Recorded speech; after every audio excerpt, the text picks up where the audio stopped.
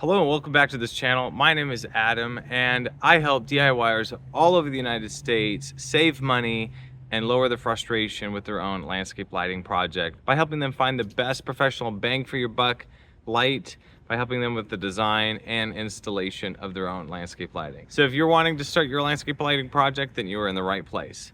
So this video is part of a video series that I go over what are the best lights to go in different locations around in the front yard and in the backyard. And one of the other videos I just did was the best tree light. And in this video, I want to go over what is the best flower bed slash walkway light. So if you take a look at this picture of a walkway, what do you think the best light to use? Now, if you answered a pathway light, then you got it right. Now, this light has a lot of different types of names, such as a hat light, but I like to call it a path light. So in this video, I want to compare different path lights, talk to you a little bit about the specs of them, what makes them good or not so good. And at the end, I want to give you my recommendation of what the best path lights are. So the first feature I want to talk about is the hat part. So the hat part, depending on the company that you buy it from, most of the time it's this circular shape. So this is a 360 path light. So the light will shine in all the directions around it. And this is a standard, I believe it's a 5-inch hat. This is a pretty standard size. There are also smaller sizes and larger sizes. So for instance, this is just the hat of another path light. This is a path light we used to install. If you can see the difference between that, this is probably one of the biggest ones on the market, and this is average. So the nice thing about this is it kind of helps the light travel further, and this keeps it, I don't know, I'd say about 5 to 6 feet in diameter, where this could go at like 7 or 8 feet in diameter if you have a bright enough light. It kind of looks a little weird in the daytime where you see the path lights with just this huge top. So I prefer something like this. And then this is just kind of a preference of mine. I don't really like this bump right here. This is pretty common. I'd rather have a light like this where it does not have that bump right there at the top. It just, for me, it looks a lot more sleek that way. You see that? Okay. All right, so another feature is actually where the bulb is. So I'm gonna take this off right here so you can see what I'm talking about. Ooh. So this actually has this cute little dome right here, this glass dome that protects the bulb. And that's really nice. You wanna have a path light with some sort of protection. And I think most have it, but back years ago, this was pretty uncommon. Most of the time you could literally reach under the hat and then take the bulb out and put another bulb. The problem is a lot of bugs like to build up right in there and then completely ruin the socket. So this really helps make the bulb last a lot longer. So this is really nice. Now, this is a clear lens, a clear glass. This is another feature that you'll see a lot of path lights. So I'm gonna grab another option over here. So this, if you can see, this is called a frosted lens. So look right there. So frosted versus clear. The frosted lens, it just helps diffuse the light a little bit more so it's not as harsh. I'm not particularly sure that on a path light it matters that much. If you have it on a spotlight or a wash light or other type of lights, you can definitely tell a difference. I'm not sure how much of a difference you can tell on a path light, but I can tell that fancier lights often do have some sort of diffusing feature like this, so the frosted lens. Another feature that you'll find is the height. Let's see if I can show you. Maybe we'll do it this way. So if you can see that the one that I had in my hand earlier, is a lot taller than this other one. So having a shorter one makes it so the light doesn't travel as far out.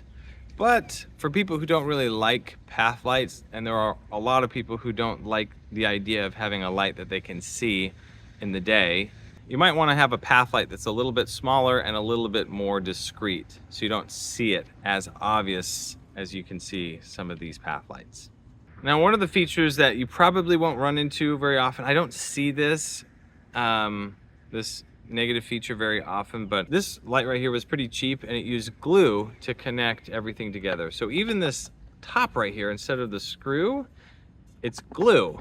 And what happened was, here in Texas, it got kind of hot, and one summer, these all just popped off. And then it's like, do you glue them back on or do you replace them? And that is really, really frustrating to have something that should last a lot longer, because you think that the glue they use would last longer than just, I think ours only lasted for like 3 months or something like that. So definitely don't get something that's glue. Make sure it's got those threads to twist on. So not this. So as far as the bulb goes, almost all of the path lights use this G4 bipin right here. And it's really easy to just push in and then replace.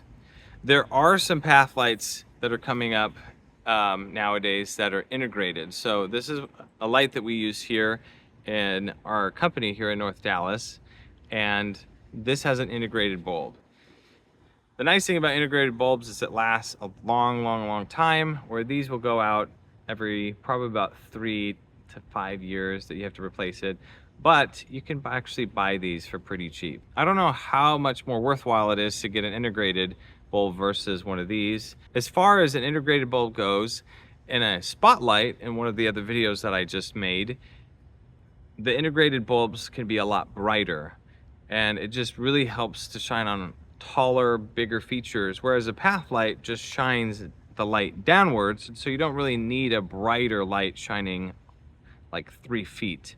And so the lights that you can get like this, make sure that it's a 4 or 5 watt, and you don't need it any brighter. So I would not ever recommend getting an integrated path light. Always get these because these are really cheap.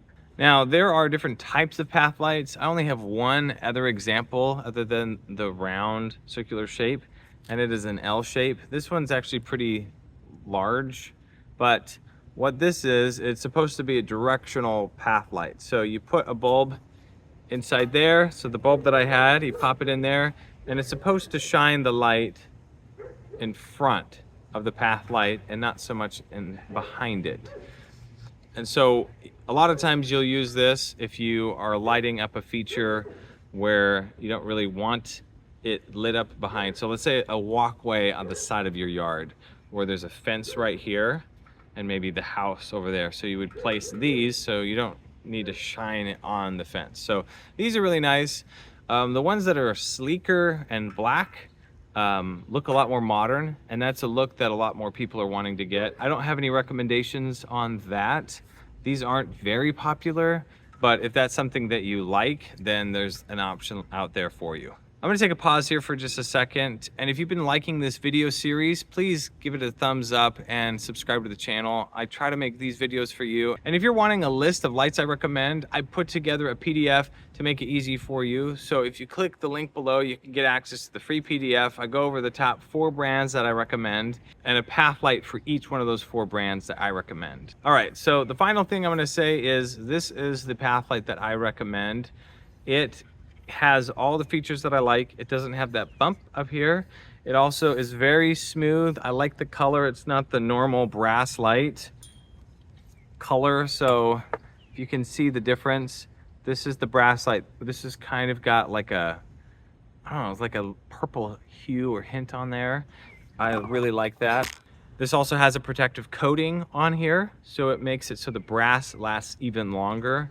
That's very uncommon for brass lights to have a protective coating unless you're paying for really, really expensive brass lights. I love the height of it. It's got a very good height to it. It's not super tall. This circle is not super big or super tiny. It also has a good stake. Now, most path lights have a pretty good stake because it has to hold up something really tall and kind of heavy. But everything about this path light I absolutely love, and this is probably the second most common light in the landscape lighting world, not as common as spotlights. Not everybody loves these. I absolutely love path lights. I think everybody should use them in their landscape lighting project. And again, this one's my favorite because it has all the different features that I prefer and I like. But if you like the list of what this light is, along with 3 others that I recommend, along with the 4 brands that I recommend, then feel free to get the free PDF in the description below. If you need any help with your landscape lighting project, again, you can go to any of the links down below. I'd love to help. That's what I do. Well, thank you so much for watching this video. This video is a part of a series, so feel free to watch the rest of the series. And with that being said, I'll see you in the next one. Bye.